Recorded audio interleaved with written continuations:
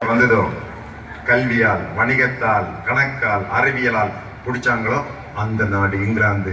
இங்கிலாந்துல 3 வருஷத்துக்கு முன்னாடி ஒரு நபர் இங்கிலாந்தினுடைய பிரதம மந்திரியா வந்தாரு. அவருக்கு பேரு ரிஷி சுனக். பேரை கேட்டா எப்படி இருக்கு?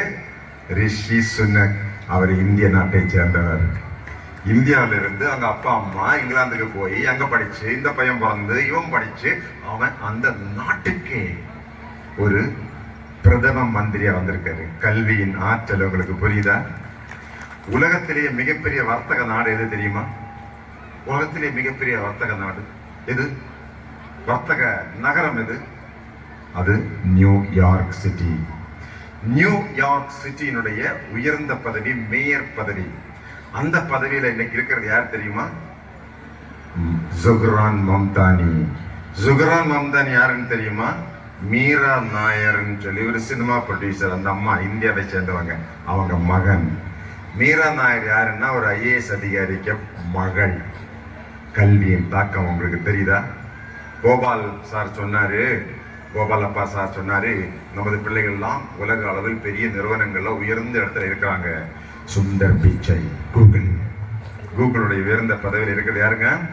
அவருக்கு ஆண்டு சம்பளம் 1800 கோடி ரூபாய்கள். ஒரு ஆளுக்கு ஒரு ஆண்டு சம்பளம். என்னுடைய யூடியூப் சேனல்ல பாருங்க.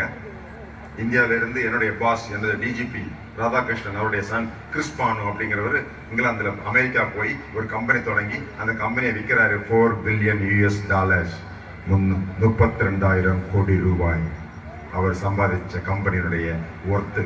அவ்வளவு பெரிய வாய்ப்புகள் இருக்கு நம்ம பிள்ளைகளுக்கு. சோ அந்த பிள்ளைகளுக்கு ஒரு நல்ல தரமான கல்வி நீங்க கொடுக்க முன் வந்திருக்கிறீங்க. இந்த சூழ்நிலையில் உங்கள்ட்ட ஒரே ஒரு கேள்வி, எத்தனை பேர் உங்க பிள்ளைகளை உண்மையிலே நேசிக்கிறீங்க? கை தூக்குங்க பாப்போம். How many of you really love your children? Wonderful, yes.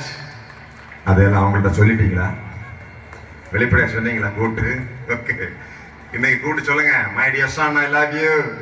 My dear daughter, I love you. வெளிப்படையா சொல்லுங்க. குழந்தைகளுக்கு ரொம்ப ரொம்ப அன்பு தேவைப்படுது.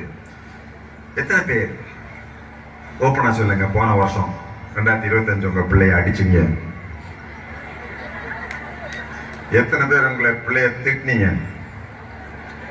பாத்தீங்களா? இதெல்லாம் மனித உரிமை மீறல்கள்.